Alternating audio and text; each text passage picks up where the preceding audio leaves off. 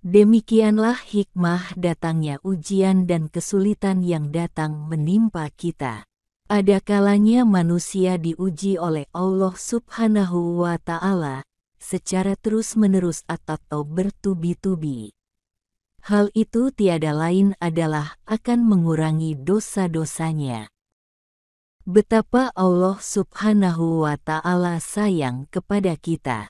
Allah bermaksud mengembalikan kita kepadanya dalam keadaan bersih dari noda dosa dan derajat atau kedudukan yang tinggi. Jikapun kita memang dipuji dan dihormati oleh orang lain, itu hanya karena Allah Subhanahu wa Ta'ala menutupi aib atau kejelekan kita saja di hadapan orang lain. Sebelum menyimak kata-kata bijak dari A.A. Gim, bagi yang belum subscribe, silahkan klik subscribe dan loncengnya, serta bagi yang suka silahkan klik like-nya. Bagi yang sudah haturkan terima kasih, semoga bermanfaat.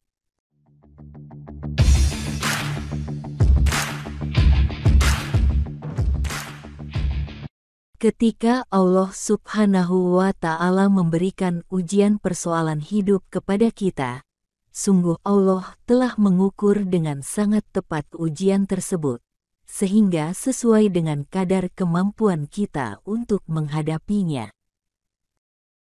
Semua tentang diri kita, Allah Subhanahu wa Ta'ala telah mengetahuinya. Allah Subhanahu wa Ta'ala mengetahui kekuatan yang kita miliki. Allah Subhanahu wa Ta'ala pun mengetahui seberapa berat ujian yang diberikannya kepada kita. Segalanya sudah terukur oleh Allah Subhanahu wa Ta'ala secara tepat. Allah Subhanahu wa Ta'ala berfirman, seseorang tidak dibebani melainkan menurut kadar kesanggupannya. Quran Surah Al-Baqarah ayat 233.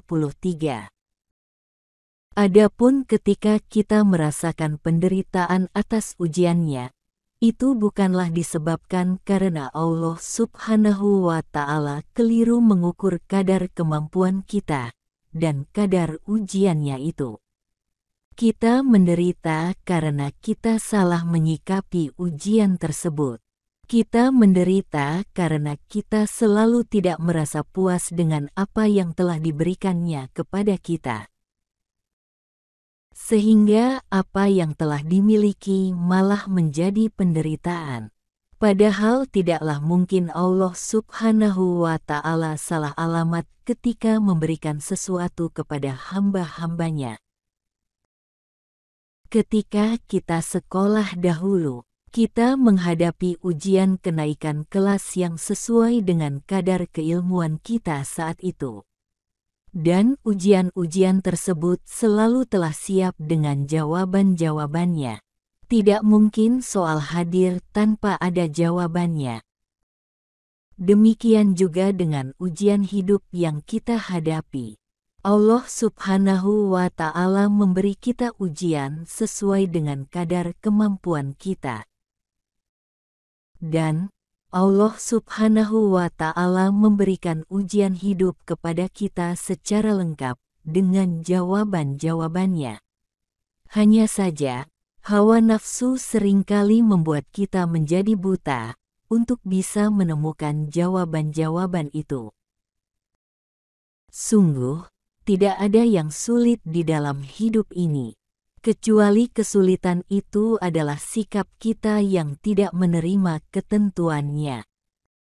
Padahal di dalam Al-Quran, Allah Subhanahu wa Ta'ala telah menjelaskan, boleh jadi kamu membenci sesuatu, padahal ia amat baik bagimu, dan boleh jadi pula kamu menyukai sesuatu, padahal ia amat buruk bagimu.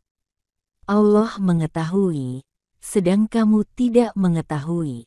Quran Surah Al-Baqarah ayat 216. Bolehkah kita memiliki keinginan? Tidak ada yang melarang kita memiliki keinginan. Punya keinginan adalah salah satu tabiat alami kita sebagai manusia.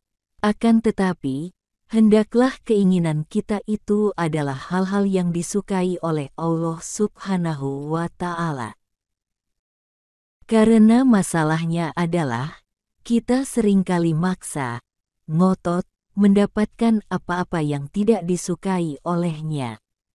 Bahkan jika pun berdoa, kita tetap saja memaksa kepadanya, seolah tidak yakin bahwa apa yang disukainya bukanlah hal yang baik untuk kita. Jika kita mau sejenak melihat ke dalam diri kita sendiri, maka kita akan saksikan bahwasanya keinginan-keinginan kita itu lebih dekat kepada hawa nafsu.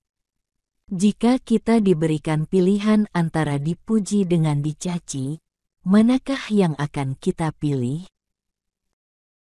Tentu kebanyakan kita akan memilih untuk dipuji. Kita senang sekali menerima pujian dan sanjungan.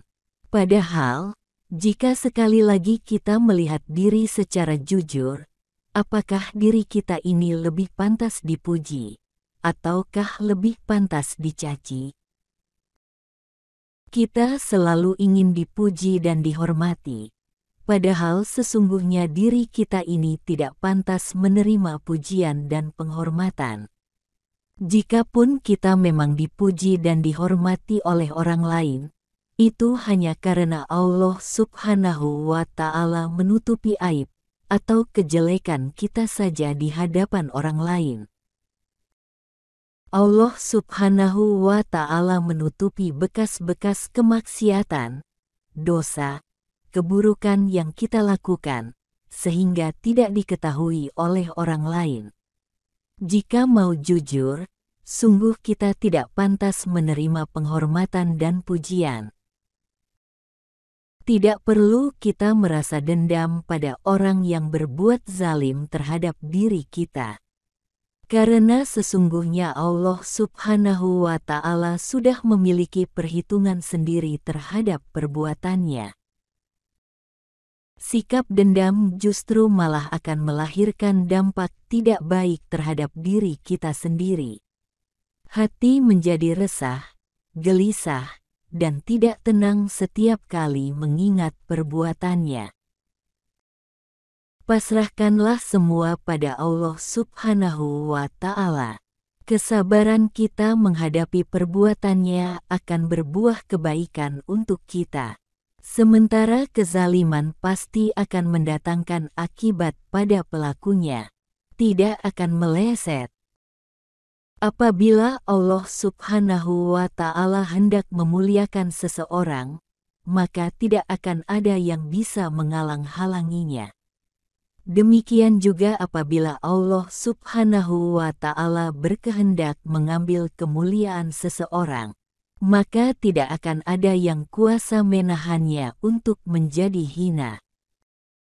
Allah Subhanahu wa Ta'ala berfirman, "Katakanlah, wahai Tuhan yang mempunyai kerajaan, Engkau berikan kerajaan kepada orang yang Engkau kehendaki dan Engkau cabut kerajaan dari orang yang Engkau kehendaki.